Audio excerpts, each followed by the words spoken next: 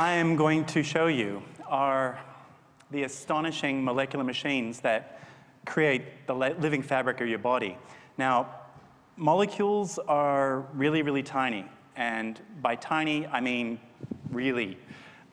They're smaller than the wavelength of light, so we have no way to directly observe them. But through science, we do have a fairly good idea of what's going on down at the molecular scale. So what we can do is actually tell you about the molecules, but we don't really have a direct way of showing you the molecules. One way around this is to draw pictures. And this idea is actually nothing new. Scientists have always created pictures as part of their thinking and discovery process. They draw pictures of what they're observing with their eyes through technology like telescopes and microscopes, and also what they're thinking about in their minds. I picked two well-known examples because they're very well known for expressing science through art. And I start with Galileo, who used the world's first telescope to look at the moon. And he transformed our understanding of the moon. The perception of the 17th century was the moon was a perfect heavenly sphere. But what Galileo saw was a rocky, barren world, which he expressed through his watercolor painting. Another scientist with very big ideas, the superstar of biology, is Charles Darwin. And with this famous entry in his notebook, he begins in the top left-hand corner with, "I think," and then sketches out the first tree of life, which is his perception of how all the species, all living things on Earth are connected through evolutionary history, the origin of species through natural selection and divergence from an ancestral population. Even as a scientist, I used to go to lectures by molecular biologists and find them completely incomprehensible with all the fancy technical language and jargon that they would use in describing their work, until I encountered the artworks of David Goodsell, who is a molecular biologist at the Scripps Institute.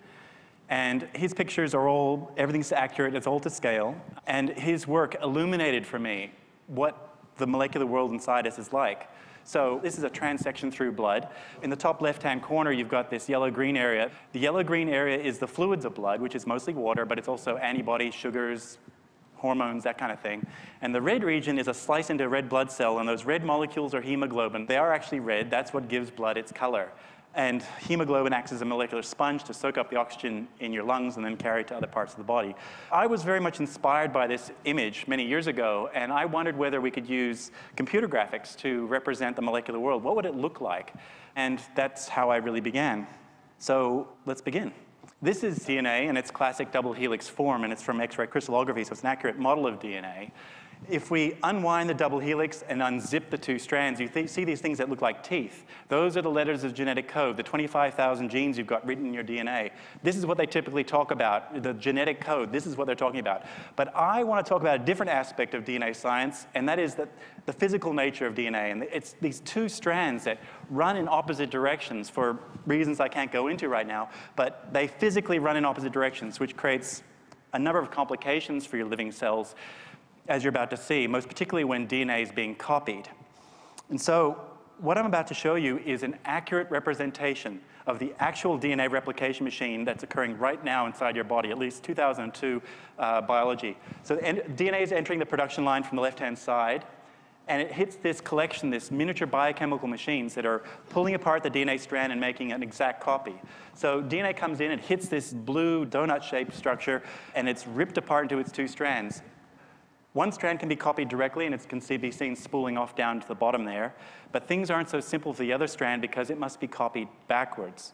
So it's thrown out repeatedly in these loops and copied one section at a time, creating two new DNA molecules. Now, you have billions of this machine right now whirring away inside you, copying your DNA with exquisite fidelity.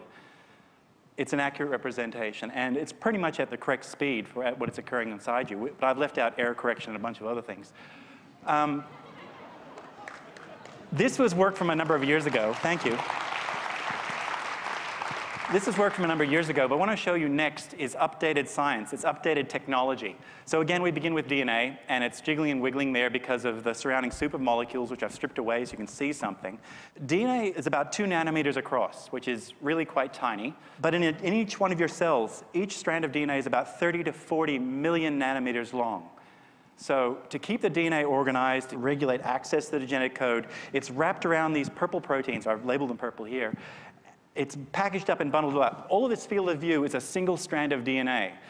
This huge package of DNA is called a chromosome, and we'll come back to chromosomes in a minute. We're pulling out, we're zooming out through a nuclear pore, which is sort of the gateway to this compartment that holds all the DNA called the nucleus. All of this field of view is about a semester's worth of biology, and I've got 7 minutes, so we're not going to be able to do that today. No, I'm being told no. This is the way a living cell looks down a light microscope, and it's been filmed under time-lapse, which is why you can see it moving. The nuclear envelope breaks down. These sausage-shaped things are the chromosomes, and we'll focus on them. They go through this very striking motion that is focused on these little red spots. When the cell feels it's ready to go, it rips apart the chromosome. One set of DNA goes to one side, the other side gets the other set of DNA, identical copies of DNA, and then the cell splits down the middle. And again, you have billions of cells undergoing this process right now inside of you. Now we're going to rewind and just focus on the chromosomes and look at its structure and describe it. So again, here we are at that equator moment. The chromosomes line up, and if we isolate just one chromosome, we're going to pull it out and have a look at its structure. So this is one of the biggest molecular structures that you have, at least as far as we've discovered so far, inside of us. So this is a single chromosome, and you have 2 strands of DNA in each chromosome. One is bundled up into one sausage, the other strand is bundled up into the other sausage. These things that look like whiskers that are sticking out from either side are the dynamic scaffolding of the cell. They're called microtubules, but the name's not so important. But what we're going to focus on is this red region. I've labeled it red here, and it's the interface between the dynamic scaffolding and the chromosomes. It is obviously central to the movement of the chromosomes, but we have no idea really, as to how it's achieving that movement. We've been studying this thing called the kinetochore for over 100 years with intense study, and we're still just beginning to discover what it's all about. It is made up of about 200 different types of proteins, thousands of proteins in total. It is a signal broadcasting system. It broadcasts through chemical signals, telling the rest of the cell when it's ready, when it feels that everything is aligned and ready to go for the separation of the chromosomes. It is able to couple onto the growing and shrinking microtubules. It's transiently, it's involved with the growing of the microtubules, and it's able to transiently couple onto them. It's also a tension sensing system. It's able to feel when the cell is ready, when the chromosome is correctly positioned. It's turning green here because it feels that everything is just right. And you'll see that there's one little last bit that's still remaining red. And it's walked away down the microtubules. That is the signal broadcasting system sending out the stop signal, and it's walked away. I mean, it's that mechanical. It's molecular clockwork. This is how you work at the molecular scale.